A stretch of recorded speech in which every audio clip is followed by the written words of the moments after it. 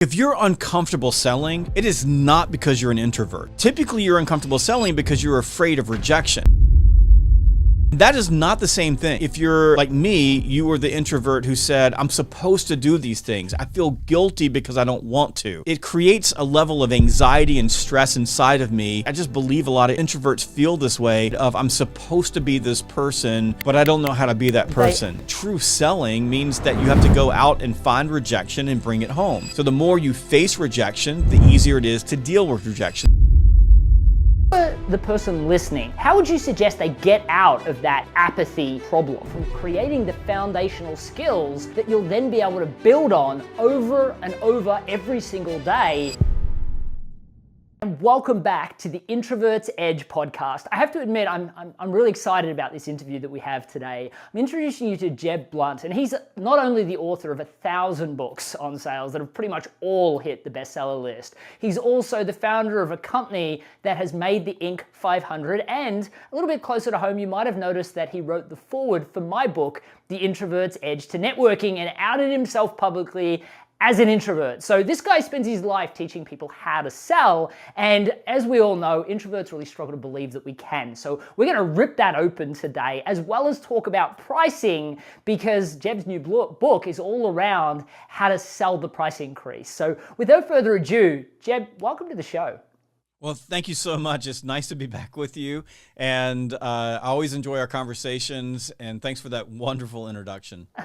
Mate, it's my pleasure. And I have to say, I'm excited about the shoe being on the other foot, right? You've done a ton to promote my work, which I'm grateful for. But, I really wanted to spend today's episode, as you know, I'm passionate about helping the world see that introverts can sell. And part of that mission is really about outing other exceptional salespeople, and I mean, you're on the global guru list just the same as I am. So because of that, outing you as an introvert is a really exciting topic for me, but also really getting into that personal upbringing story as well is super important. So let's start by, you've written about sales, you talk about sales, and everyone knows that sales is the thing that introverts struggle with. Firstly, I'd love to know what happened as you were growing up to make you decide that you wanted to be involved in sales. And then secondly, was there any struggles that you had that as an introvert you found were a little bit harder on you that you had to overcome? Well, the thing about selling for me, and when I look at sales is a bubble that I live in. So it's not the rest of my life. And inside the sales bubble, I just have a system and process that I've been able to develop over the years that allows me to be successful and at a level that most people are not, and despite being an introvert. But we've talked about being an introvert and extrovert before. In fact, I was having a conversation earlier this morning with a group from HubSpot on their book club about a person said, I'm an introvert, so I don't like making cold calls. And what I pointed out to her is I said, being an introvert has nothing to do with making a cold call. I mean, if you think about it, making a cold call for an introvert actually is a pretty easy thing to do because you're on the telephone, you make the cold call, then you get off, and there's no more investment in the relationship. So it's not like anybody's taking energy from me in that moment. I'm just calling up and asking a simple question, can we meet? And I found early on, for example, that I was really good at that, where a lot of people, all the extroverts I work with, they were like, I can't make cold calls. I want to go in person. And if I need to be there in person, but to me, being in person was incredibly inefficient and I didn't like it. Like I didn't want to go up and I got to do small talk and all this other stuff. I call you up, ask you for the appointment, set the appointment, and then I can get prepared for the meeting. What I explained to her was that the reason she was having a hard time making cold calls had nothing to do with introvert or extrovert. It had everything to do with where she sat on the empathy scale. So she was a highly empathetic person. And when you're really empathetic, making a cold call, you ended up projecting your empathy on the other person and say, well, I wouldn't want someone doing that to me. I would want them to build a relationship. Not understanding that a cold call has nothing to do with building a relationship and everything to do with asking for time. Again, a system, right? I understand that cold calls asking for time, and then sales is asking for a series of commitments. So I learned early on, I was, 13 years old, and I was selling dead animal funeral services from my farm in Georgia, and that if I just had a simple process, it was easy for me to connect with people, get them to buy from me, and then I could go do my job. So I think that understanding the difference between introverts and extroverts is that a lot of the people that I worked with, they would use charm and their charisma and their gift of gab as their sales weapon or sales tool, and I used a system and process as my sales tool, and I consistently outperformed them. And a good way of looking at this is, have you ever heard of Suttons Law? But Willie Sutton was was a bank robber, not a lawyer, a bank robber in the 1920s and 30s.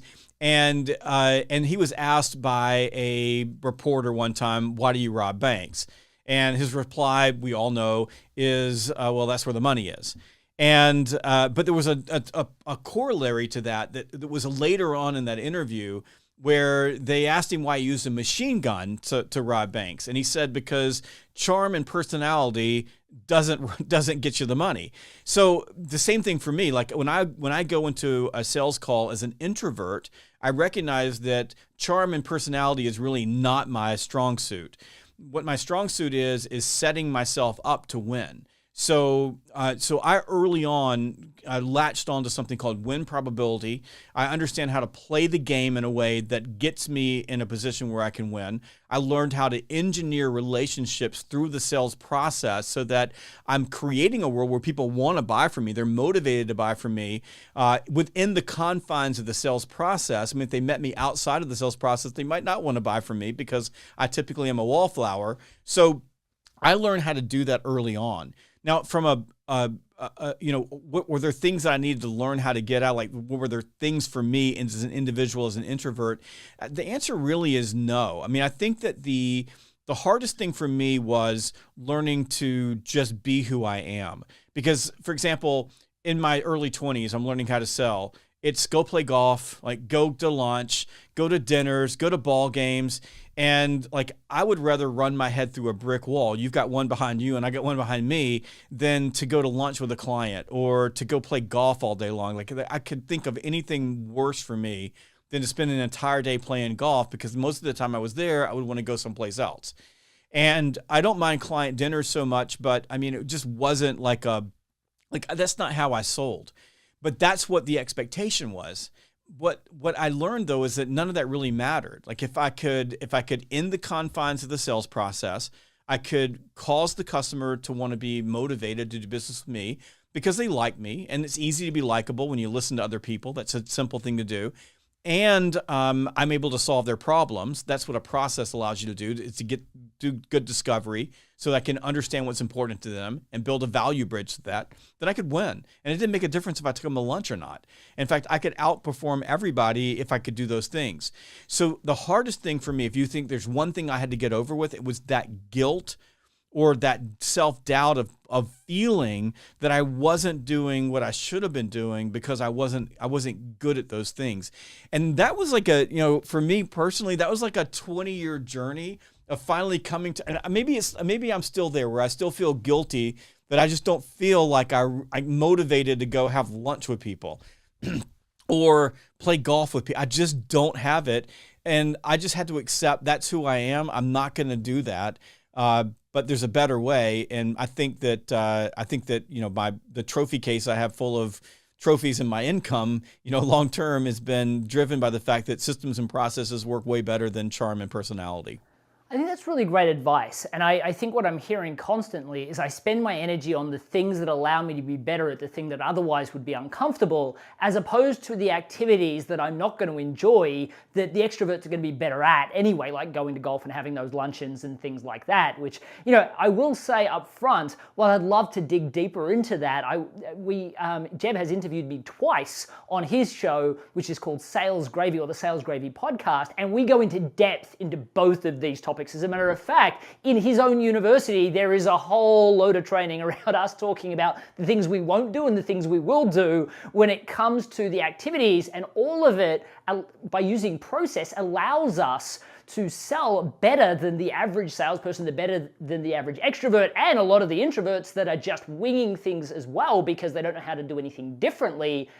and we get to do it the way we want to do it. So I think that one of the things that's really interesting about what you just said, though, is you talked about apathy as opposed to introversion. And I think this is an important point because I spend my life helping people realize that introverts are not second-class citizens, that the path to success is just different. But once people are armed with that, that doesn't mean that just because you can, that you will. So because of that, Jeb, I'd love to just delve a little bit deeper into that. And if you were an introvert watching this, and for the longest time you said, I couldn't sell, and now you've picked up a copy of your book or you watched some programs about how to sell, that doesn't mean that you're actually going to do the work when it comes to applying it out in the real world and doing that legwork that's necessary to have a rapid growth business that you love or to pursue a great sales career. So if you were the person listening that has never put real energy behind these activities, how would you suggest they get out of that apathy problem? Well, I think I go back to if you're uncomfortable selling, it is not because you're an introvert. You're blaming it on introversion, but it's not that. Typically, you're uncomfortable selling because you're afraid of rejection, and that is not the same thing.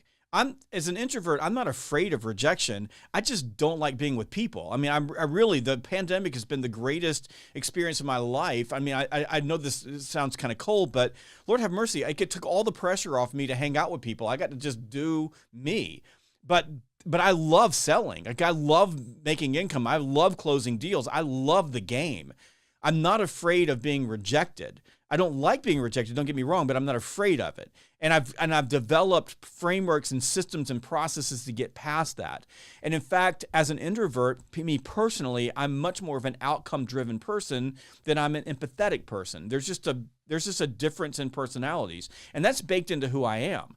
But sitting around, and I had a big party at my house during in early February as part of a club that I'm involved in. I'm so much happier when people don't talk to me and I can just watch the party from afar and enjoy them than when people are trying to engage me in conversation. It completely drains me. It actually ruins my experience. But that has nothing to do with fear of rejection. It has everything to do with just who I am and what I enjoy. So what I would say to you is, if you're a person, you're a business owner, and you say, I don't like sales, what I would look inside, deep inside, go look in the mirror and ask the question, why don't you like it? You're using introversion as a crutch for your fear of rejection. Now, that fear of rejection is real. It's not something that is a psychological problem for you. You truly don't like being rejected, nor does any other human being on earth other than maybe sociopaths. And the reason that you feel that way is that you understand that you know where the lines are drawn. You understand that not pushing people too far allows you to work better in teams and in groups and build better relationships. All of that matters. But the fact is that true selling means that you have to go out and find rejection and bring it home. And it means that there isn't a way around it. There's no way under it. There's no way over it. And you can't go backwards. You just have to deal with it and move forward. Now, the best way of dealing with it is actually do it. So it's something called obstacle immunity. So the more you face rejection, the easier it is to deal with rejection. The more you recognize that when you approach rejection with relaxed, assertive confidence, rejection typically will lean into you, and it makes it easier for you to get the other person to listen or to pay attention or to engage and answer your questions, and it makes it easier for you to engage them. So I would begin there. And when you look in the mirror, recognize that the problem is that you're afraid of rejection. You don't want to be too pushy. You don't want to seem like you don't want to be a person that other people don't want to like. That has nothing to do with introversion. I'm an introvert. I don't care if people like me. I don't care. And I know that's weird, but I just don't, because I'm happy alone. And my wife, by the way, is an introvert. She said to me the other day ago, she goes, you know what? I don't need other people, period. I don't even need you. I'm happy here. I'm all by myself. I'm going to hurt my feelings when you said that, but I'm good, because I was worried I was like, are you going to be okay? I'm going on a trip. You're going to be alone. So the thing that I would say to you is it's that you're using introversion as a crutch.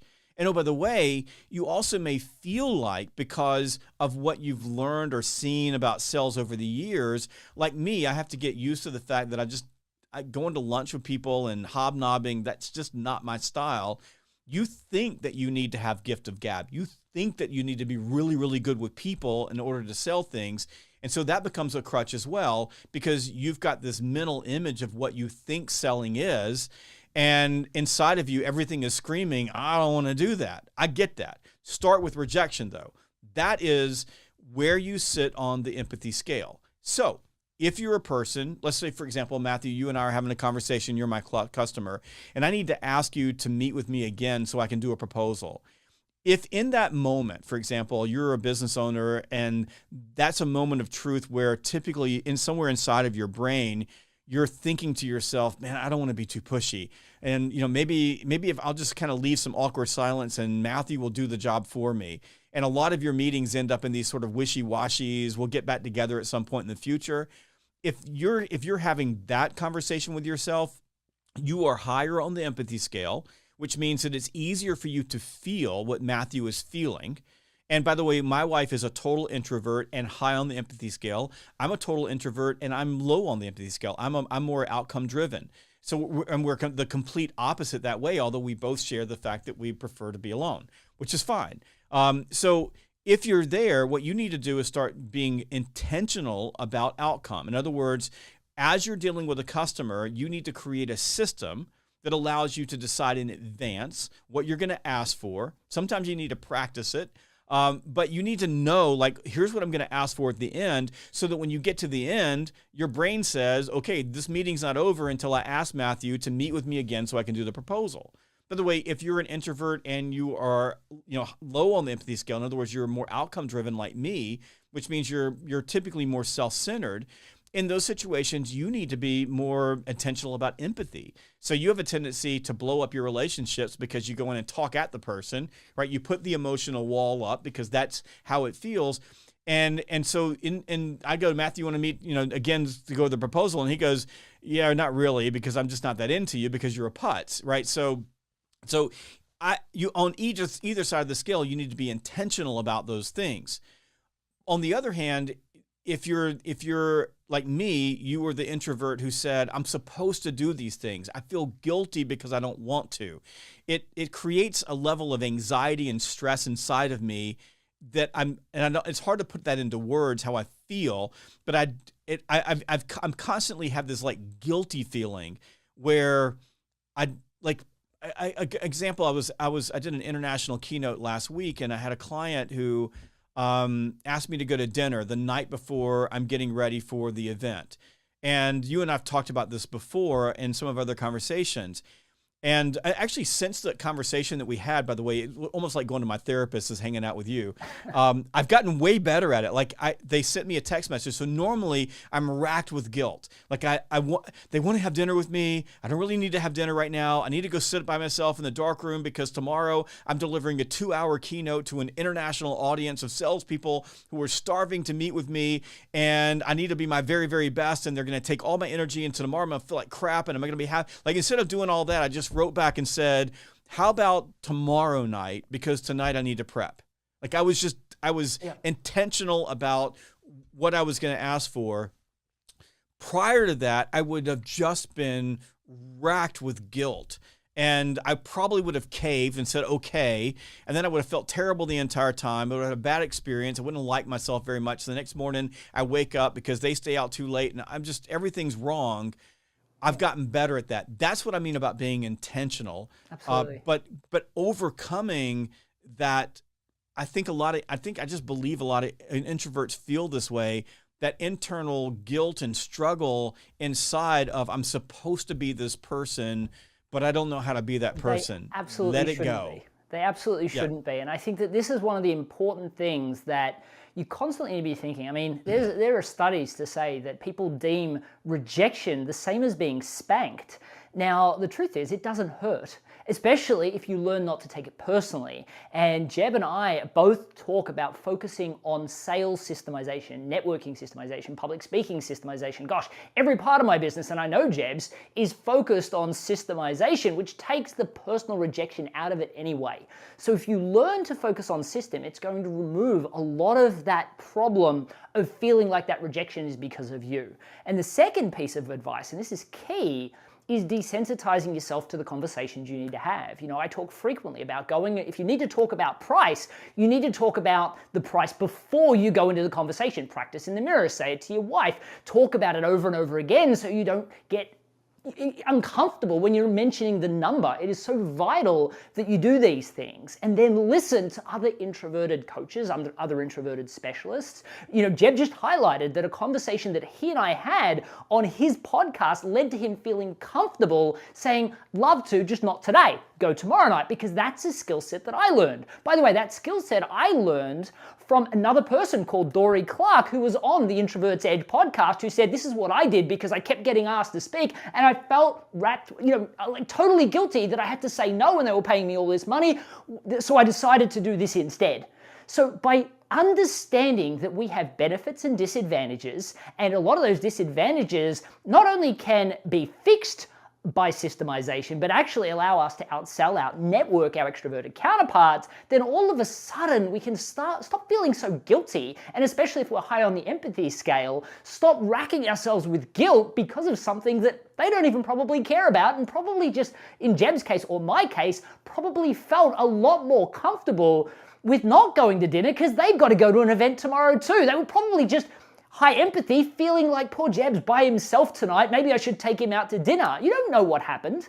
So it's so vitally important that we learn from others and we learn strategies so that we don't get affected when something like that is uncomfortable, because it shouldn't be. Now, one of the things I will highlight is that if you have a customer, and there's so many people out there right now that are used to having customers that may not have accepted their price and they had to discount originally, or they know now that they've been undercharging this person for years, and because of that they have to have that conversation about, you know how I charge you this much per hour or this much per thing last week, last year, now I've got to put my price up. Now, we're about at all the time we have today, but we're going to be interviewing Jeb again on the Quietly Influential Summit. So if you haven't registered yet, make sure you register. It's a free event, and you'll be able to hear from experts like Jeb and so many other introverted specialists and experts that happen to be introverted on amazing topics like this. But Jeb, what I would love you to do is touch on one major value bomb or something, because I know you've written the book on this topic. I mean, your new book, Selling the Price Increase, is obviously actually just coming out at the moment. So if you haven't yet, pick up a copy of that book. But Jeb, give us one quick inkling of some of the things that people need to be thinking about when it comes to the price increase. And then we'll follow on to that in the summit interview. Yeah, the book, Selling the Price Increase, is, I can say this confidently, the most comprehensive book that's ever been written on selling B2B price increases, because it is the only book that has ever been written on selling B2B price increases. Like, nobody's ever taken this on. And I've been doing price increases since I was, in my 20s. I remember my boss coming in with a list and saying, I need to get a 6% net price increase. Here's a list of customers, go see them. And me going, well, you got to be kidding me. I don't do that. I like giving discounts, but I don't want to give, a price increase. And it turns out that sales professionals and business owners have a deep psychological aversion to price increases, because it just strikes fear in our hearts, because we're afraid that we're going to get into a confrontation. That is something introverts do not like. I don't want to be in a confrontation. It creates an opportunity for the customer to tell you that your service stinks, personal rejection, and it also creates an opportunity for them to throw their alternatives to doing business with you in your face and say that, well, they're gonna buy from someone else. So back to system and process, what I built was a step-by-step complete system from the top to the bottom, from practice, from getting ready for it, from understanding the risk profiles of the accounts before you go in, to the different ways that you might approach them, from defending a non-negotiable price increase to approaching customers where there's a negotiable price increase, even to getting into your largest strategic accounts where there's a lot at risk and a lot of revenue at risk. But like you said, in a lot of cases, you brought those clients in at a really low price because you wanted to win the deal, and now you're not making as much profit. So how are you going to raise your prices down the road? I built the entire system from hello to closing the deal to dealing with objections to getting even negotiating price increases. And I'm really excited and proud about this book. I told you earlier in the pre-show, it almost crushed me to write this thing because I had to put so much into it.